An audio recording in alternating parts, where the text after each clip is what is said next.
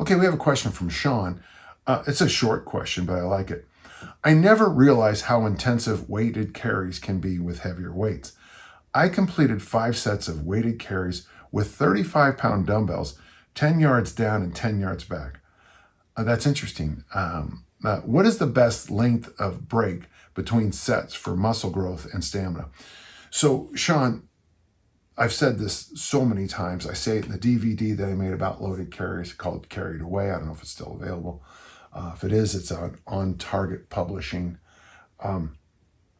It's a fun memory. It's the old house. I think I'm trained with Ben Tuma. Nothing but great memories there.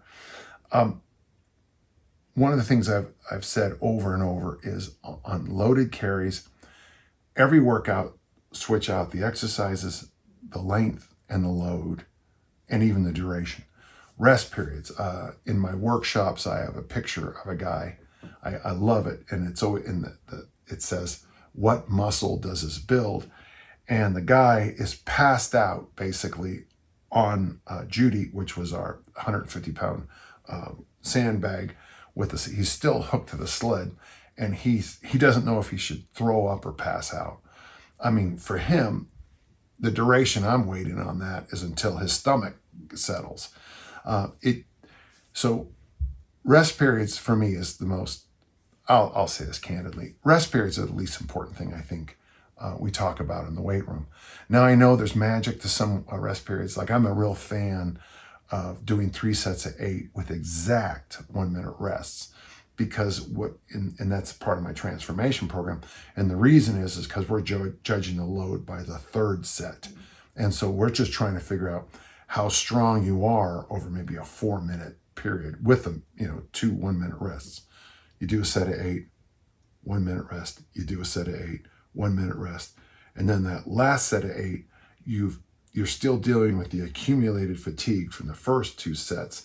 So that allows you to keep the load reasonably lighter, but you're still chasing all these other qualities.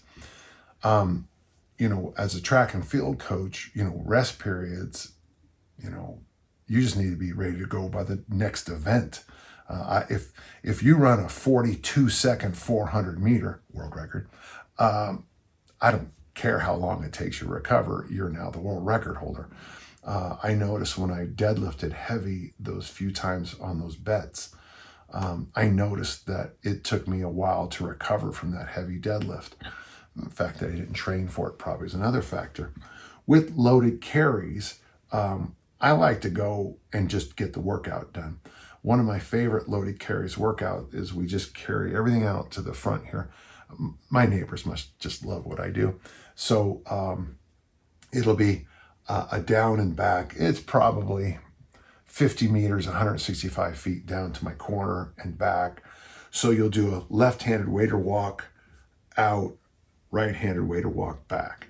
You'll do suitcase carry out, suitcase carry back. Rack walk out, rack walk back. The trap bar farmer walk out, turn around, bring it back. So that one's a little harder. Heaviest sandbags we have carried out and back. And then if we have enough equipment, enough people, maybe throw on the 60-pound ruck and do the waiter, the suitcase, and the rack.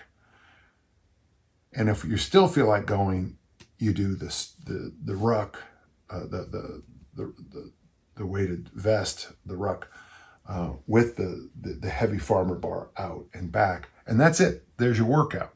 Now, that workout could take, depending on how many are doing this, how long. I mean, probably half an hour.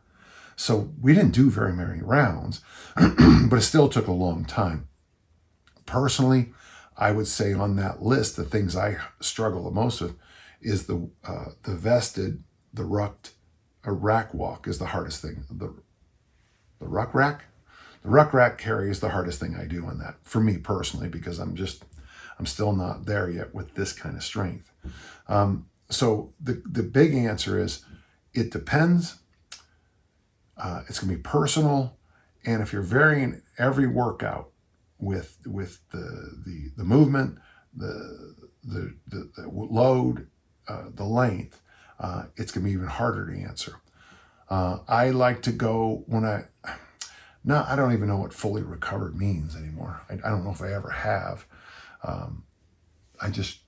A good example is, I remember we're playing high school football, and we were on defense. We held them. So, whatever, 3, 4, 5 plays on defense. They punted. Jeff Yock took the ball down for a touchdown. So 6 plays, a punt return touchdown. So 7, PAT 8. And when we lined up for the kickoff, I was still kind of breathing hard from the celebration and the PAT. We sprint down the field on the kickoff. One of us is offside, so we got to do it again. And he, I'm 16 years old, high school football player, tired. And when we lined up for the second kickoff, I remember talking to some of the other guys. It was like, oh, this is crazy. We had been training this for months, but it was the combination that playing defense got me one kind of tired. Punt return got me a different kind of tired. PAT block got me a different kind of tired. Sprinting downfield, bumping into people got me a different tired. And then we had to do it again.